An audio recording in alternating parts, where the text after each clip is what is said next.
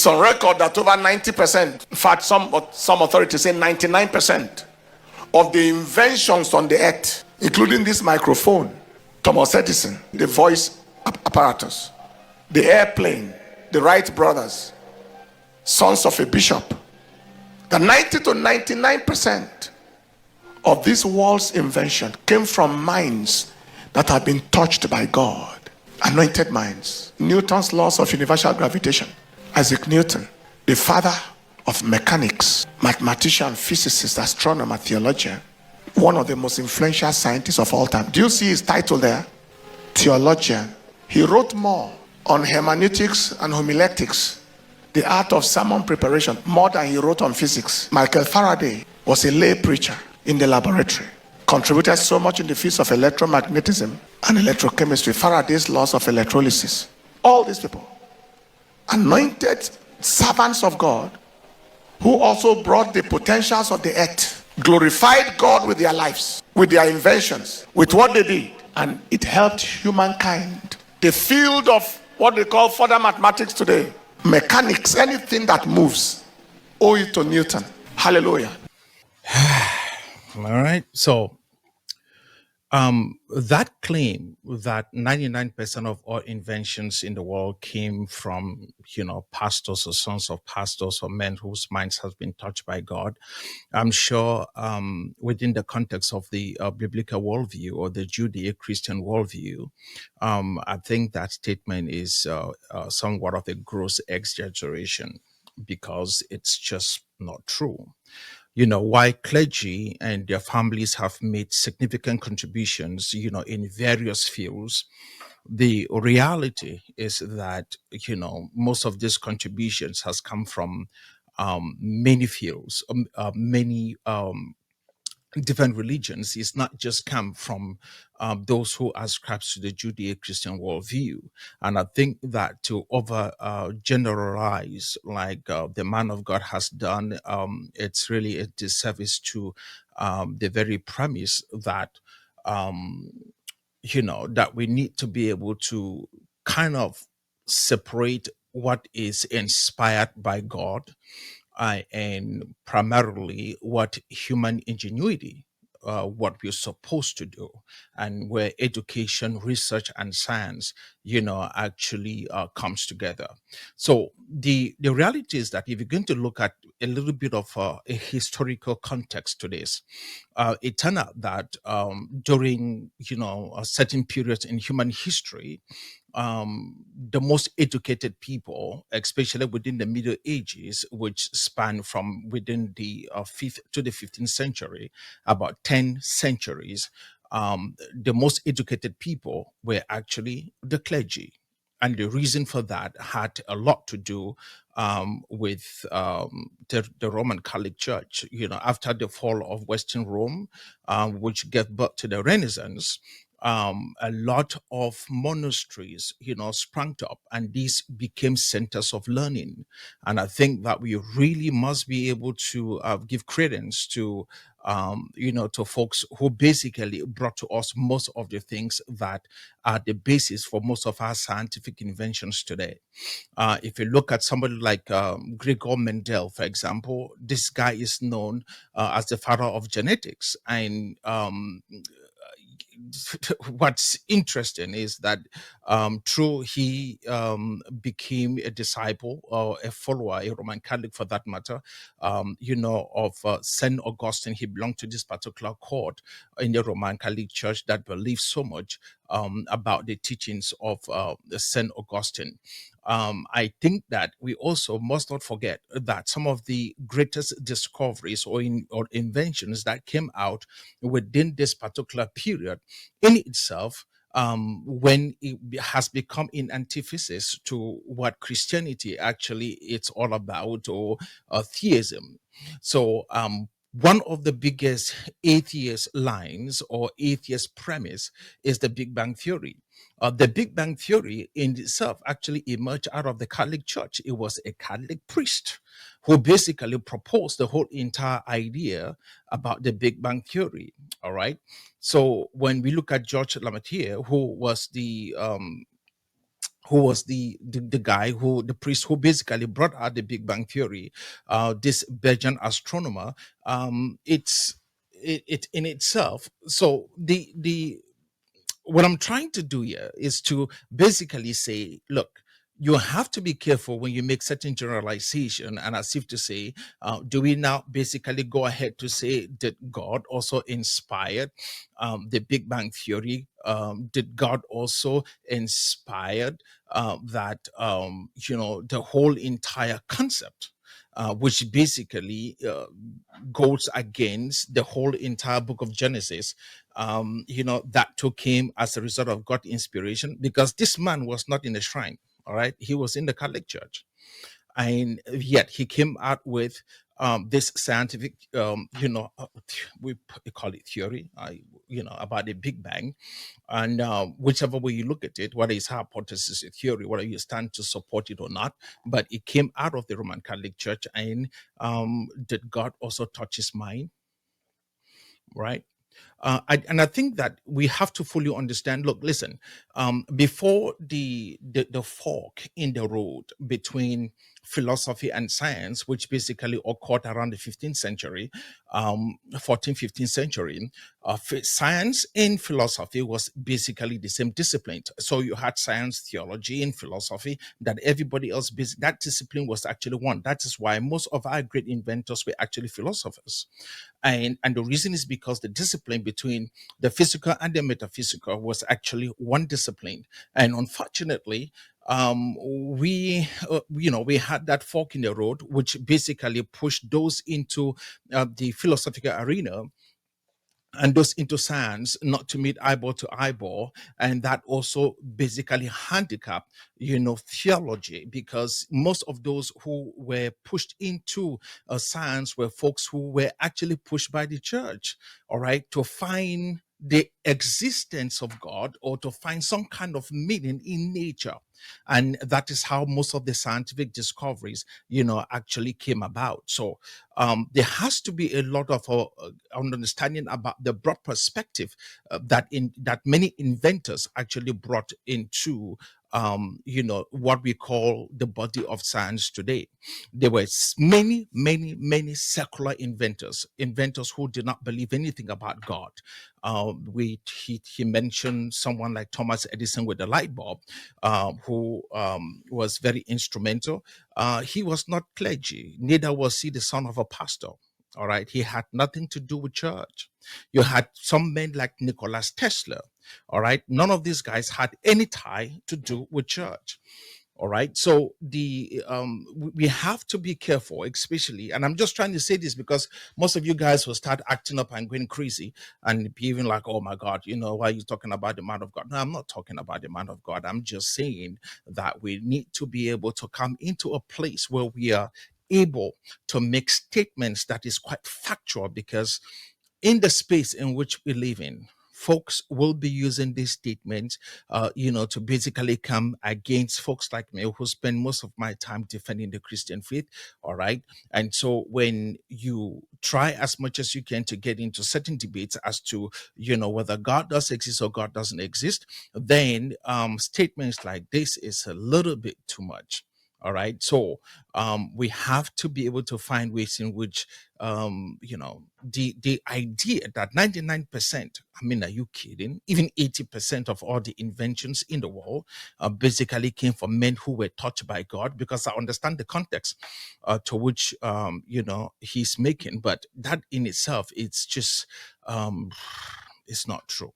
It's really absolutely not true.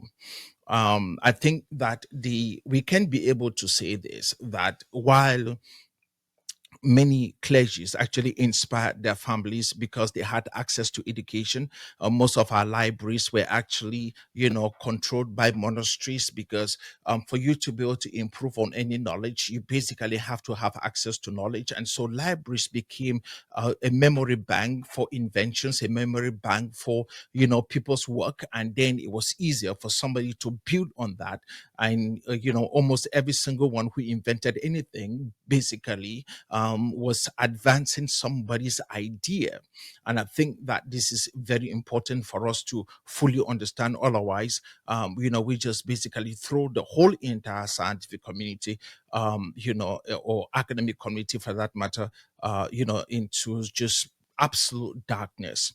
If you look at somebody like what's his name again, the Charles Darwin. If you look at somebody like Charles Darwin, whew, he in himself, all right, he studied theology, all right, at Cambridge University. All right, he studied theology, and but yet, if you look at the theory of evolution, here we are. Here we are. So, on the theory of evolution by Charles Darwin, who studied theology, and which is the very, very, very, very fundamental thing about atheism. So, how do you basically substantiate that? Did God also inspire him? Did God push him also to be able to, come up with the theory of evolution? All right.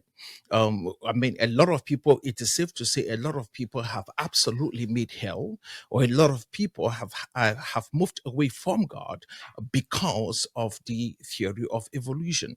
So in that case, what do you say? All right.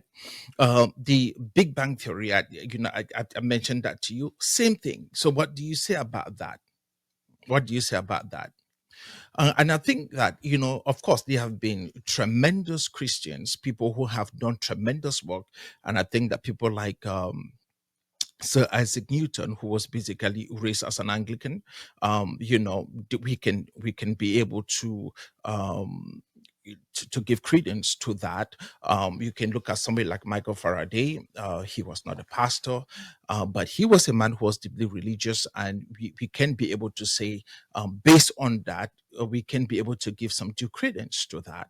But it's important to also understand that when we start talking about the Wright brothers, and we are speaking in relationship to flight, the Wright brothers, yes, they were the first on the scene, all right, but the whole entire idea about them being on the scene, or the first people to basically take flight, even though they were sons of a bishop, but that's fine. But the idea that they were first to be able to take flight, so far as I'm concerned, is a little bit not true. You need, or what, they were the first to take flight, but the idea that they were the first with the ideas about flight in itself, no, it's not true, because you need to go back. If you've read any of the ancient manuscripts out of a place called Timbuktu is in Mali. It is called the El Dorado in the Sahara. It used to be called the El Dorado in the Sahara, and I think that the man who made Timbuktu so widely known is a guy called Mansa Musa.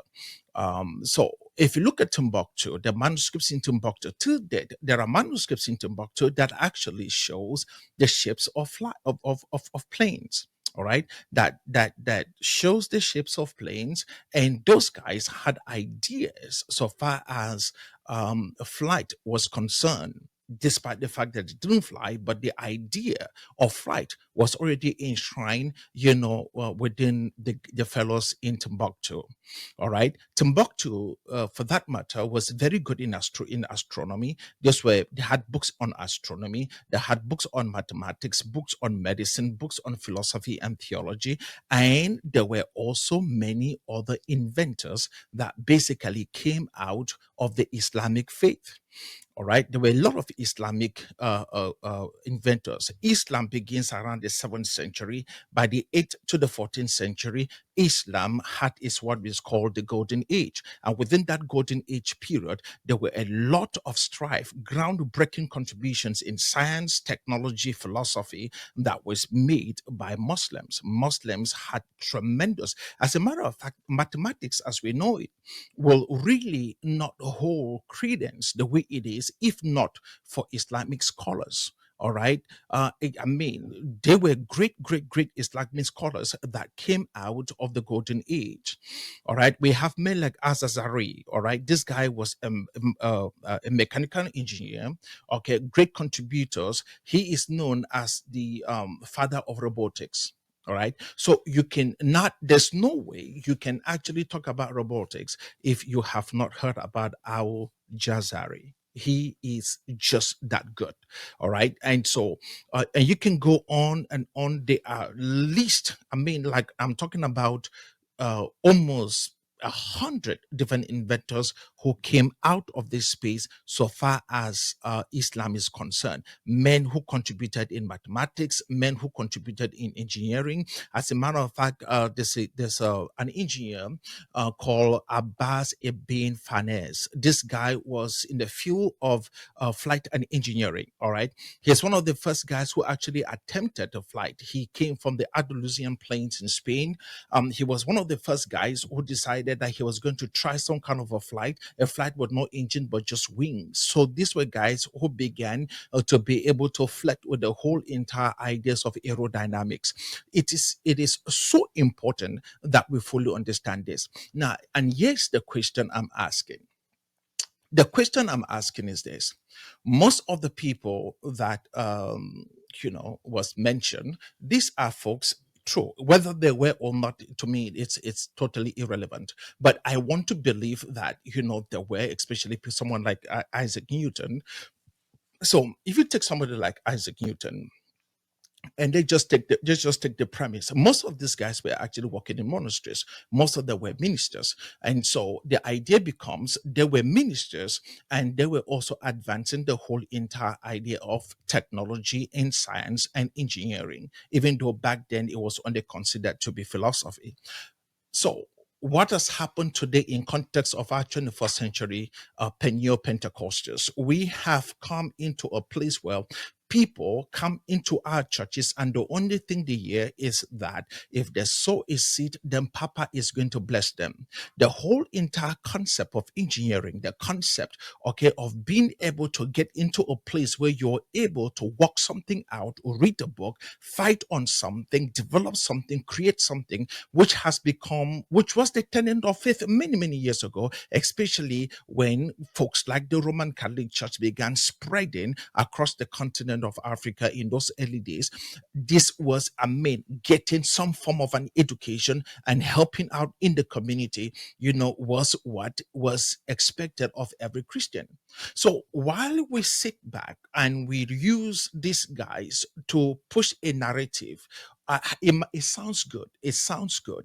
But what we are doing is in antithesis to what is. What is, or what is supposed to be the ethos or the ethics of this, is that we need to be able to be people who are fully gifted. When the Bible says that you are the light of the world, all right, a city that is built on the hill cannot be hidden. You are not the light because you're a flashlight. It basically means you are the source of information. You have to be that particular source that oozes out this unique ability to be able to dispense power. When I say power, I'm not talking about loose and you know, no. That one is for everybody who is a child of God. To dispense power, that literally means that you have the capacity to come out with great inventions and to be able to move in circles that very few people will have the capacity to do. And the reason for that is because you are not floating or moving like everybody else.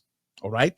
That means that you are fully enthralled into engineering, into science, into mathematics, into arts, into culture, whatever it is that you have to do to stand out. All right. Because if you have to become the light, that literally means you are automatically at an elevated position. So you have to climb. You see, every mountain looks like a pyramid.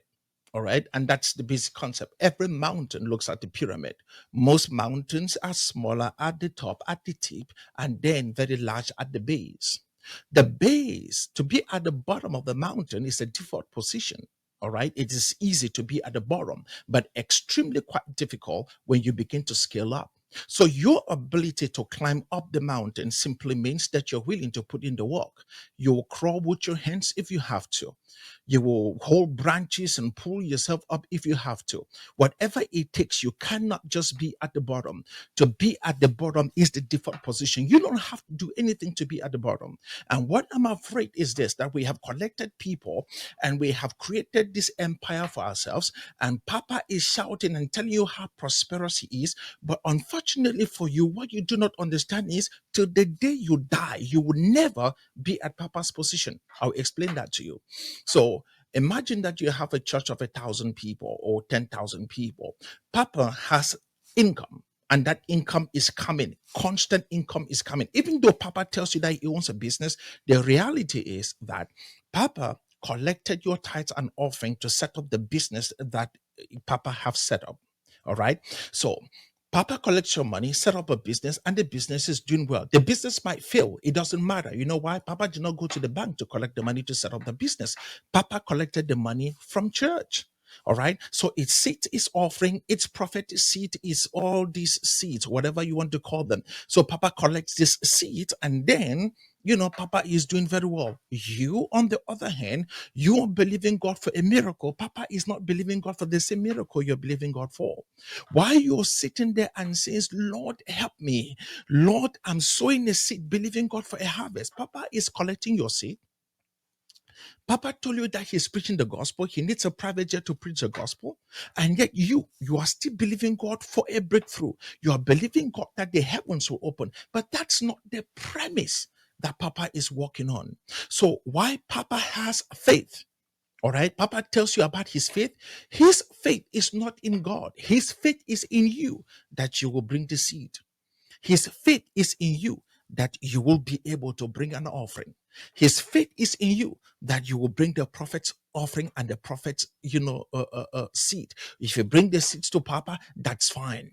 And Papa will tell you, if it is for the church, give it to the church. But if it is for me, bring it to me. And the reason is because you have to understand, Papa is not interested in church money. But what you do not know is that Papa is collecting more from you. Because think about it this way. Why should I put the money in the church basket when Papa will not have direct contact to it? Why don't I just bring it to Papa, because I know Papa will know my face, and then Papa can make special prayer for me? What you're dealing with, I'm talking to the church now. What you're dealing with is that you have men. These men are native doctors. I'm talking about men. So I don't even, again, calling people Papa and the rest. I don't understand what it is. But I told you, these men, they have names. They are called Paul. They are called Stephen. They are called Akinola. They are called, whatever you want to call them. All right, they got names. They are regular human beings. They are regular folks, just like you and I. Regular. There's nothing unique, nothing special, absolutely nothing. They are regular people, absolutely. And the only thing is this: once a man have decided that for the cause of heaven, they will have to milk gullible people who are going through different issues in their lives just so that they can create up an empire for themselves and become wealthy, then that in itself is absolutely wrong. I think that in the case of what is it that this video I'm responding to basically stated, good. We had great men who came along within the period in church history that was given into education. There were people who were given into empirical evidences, people who went into the laboratory. Our vaccines came as a result of monasteries. Most of our medications came as a result of monasteries. Now, idiots are bottling olive oil and water, and they're selling in the name of the God of miracle, first fruits, and all kinds of garbage. And if you notice something, the guys who were very instrumental in giving us the technology that we're using today, those who were Christians, all right, they brought to us things that we could use today. All right, they were not faking miracles. They were not moving around gathering, buying clutches in stores just so that they can show up and be able to tell the rest of the world that they are miracle workers. None of that garbage. So, well, here we are. That's what it is. So, if somebody calls you, man, and tell you to address them as Papa, and they are into prosperity, please just call them by their names and tell them to go do something else with their lives. I mean, they can create all these magnificent structures. They can build and erect wonderful edifices for themselves because it's never for God. Those buildings looks more like the Tower of Babel, to say the least. All right. They can create all of these basically, coliseums. All right. They can build them up. But the reality is that we know who the emperor is. The emperor is your Papa. And that's the guy who is in charge. He sits and bathes himself in the glory of what he has built. True, he deceived quite a lot of people, and they believed in him in the name of the Lord. Now he's on top of the world. I was watching one charlatan said, "Oh, I just got news that I'm the biggest, richest person in the world." I'm like, wow. Pastors in the world. I'm like, wow. Prosperity, prosperity, prosperity. And if you look, there is a widow, widows who contributed their widow's mite so that Papa can fly 36,000 above sea, 36,000 feet above, 34,000 feet above sea level, and be able to hear God speaks to him in a Caucasian voice, like it's some kind of a Hollywood voiceover. Anyway, whichever way it is, man,